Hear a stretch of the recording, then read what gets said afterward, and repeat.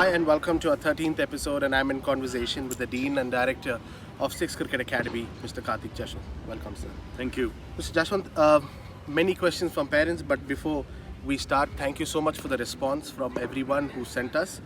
The first question is, how do you understand the game situation from an under 16 and under 19 perspective, and how to strengthen and shape every individual on skill, and how to prepare for a mindset of a match?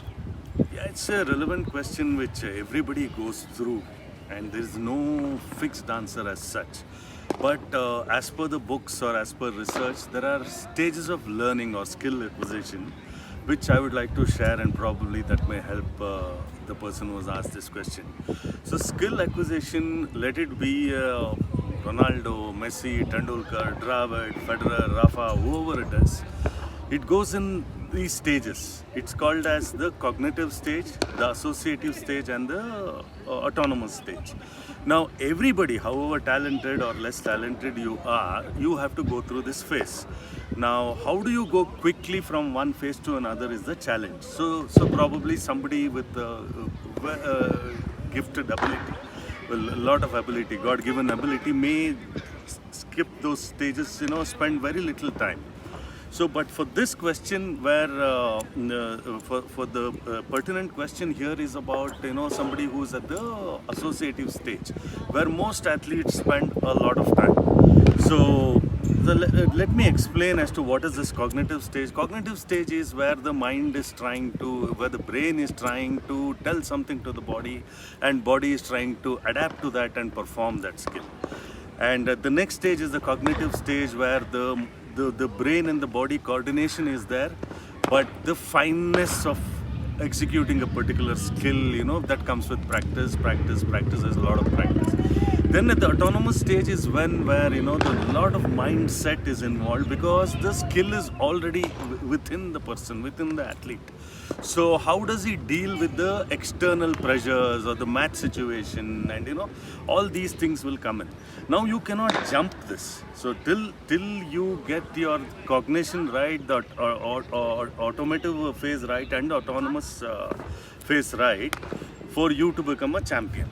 Now, to simplify that, I will again tell how these stages work, probably to understand the viewers. It is about unconscious incompetence. I'll explain a little later. Unconscious incompetence, conscious incompetence, conscious competence, and unconscious competence. So this is how any skill is acquired. So unconscious incompetence means that the athlete does not know what to do, the athlete does not know how to do. At the next stage of conscious incompetence, the athlete knows what to do but cannot do. It's incompetence. At the next stage, where the body and the brain is coordinated, the athlete or the player knows what to do and knows how to do. Now, most of these people in this academy are at this phase of learning, so that is where practice and repetition becomes extremely important. Then you branch off to the next phase of the champion phase or the autonomous phase, which probably, like I just explained, that you know how to do the skill, and you can do it in blindfolded. You can do it in a very unconscious manner. That is the champion stage. That is what every athlete tries to achieve or reach in achieving a particular skill. Now, that just because he has done that, it doesn't mean that you get into selections, or the problem here is most questions what I'm coming through is about whether my son will be selected. So here, that is not in our hands, what is, or even the athlete's hand or in the parent's hand. What is in our hands is to go through these phases as quickly as possible, practice better and work harder, and reach this stage.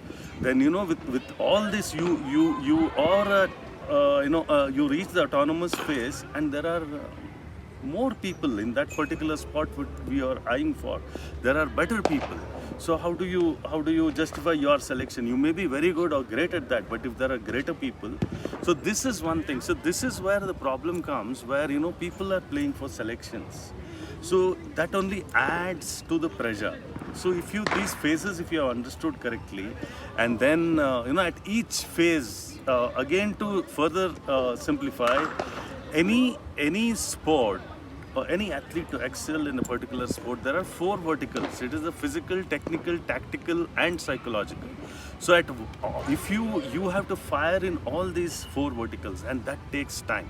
Some may be very lucky, like one example could be Tendulkar, who's just done it when at 16 he was able to do all that. So it is, and there is one, he used to play a lot of matches. Now, with that kind of immense talent, you do what you want. He would have excelled. He would have succeeded. Now, just because Sachin Tendulkar played a lot of matches and that led to his success, I don't believe.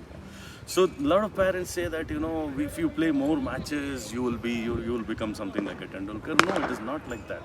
So I think more or less I've answered this question for the relevant question, or slightly a little more also. Sir, you recently had a talent hunt around 5 cities. In comparison to the urban boys and girls, do you feel there is more talent in the Mofussil boys? I wouldn't say talent. Talent is probably God given. What you do with the talent next is important. So city has got a lot of distractions.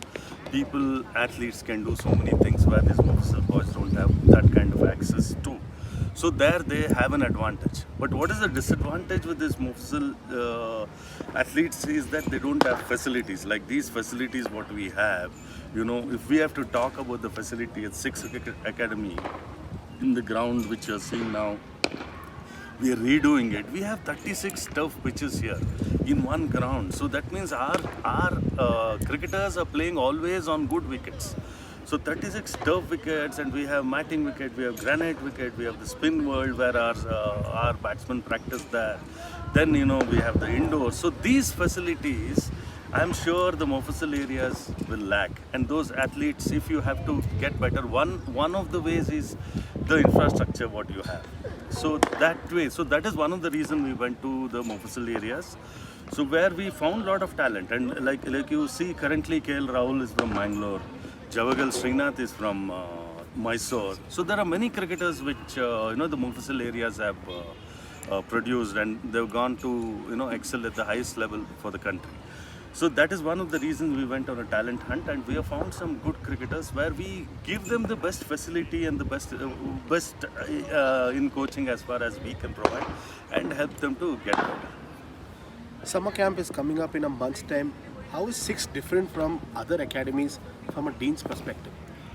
I touched upon it a little, Sufi, about not play for selections, not play for representation. If it comes, it comes.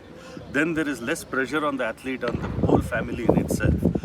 See, when a child is put into the LKG or whatever, into the first standard, no parent thinks that, he or she is going to become a IPS, IAS, lawyer, scientist, nothing like that, an engineer, doctor, nothing like that.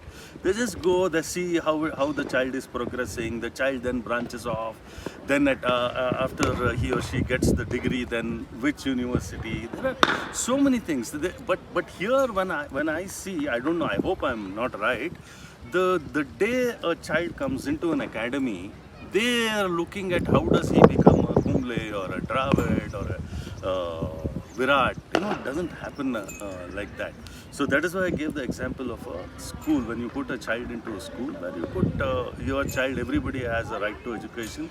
Similarly, if I have to go a step further, I feel that everybody has a right to play under the sun and excel. There are so many good things which I always speak about, which the sport brings in itself.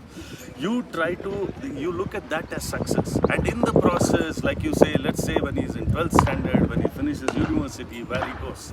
So I think that is the right way to look at it. Now coming to specific about our summer camp. So what I spoke, we try to develop amongst the kids this holistic kind of development, rather than putting them under pressure, like under 14 is coming up, under 16, 19 is coming up, you have to do it.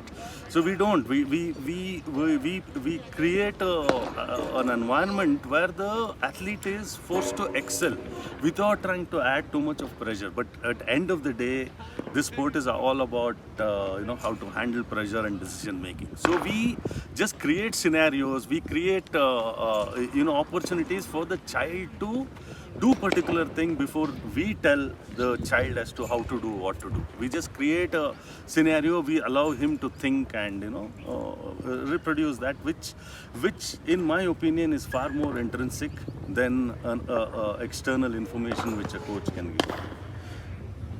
Thank you so much. And if you have more questions, please reach out to us and do subscribe to our YouTube channel.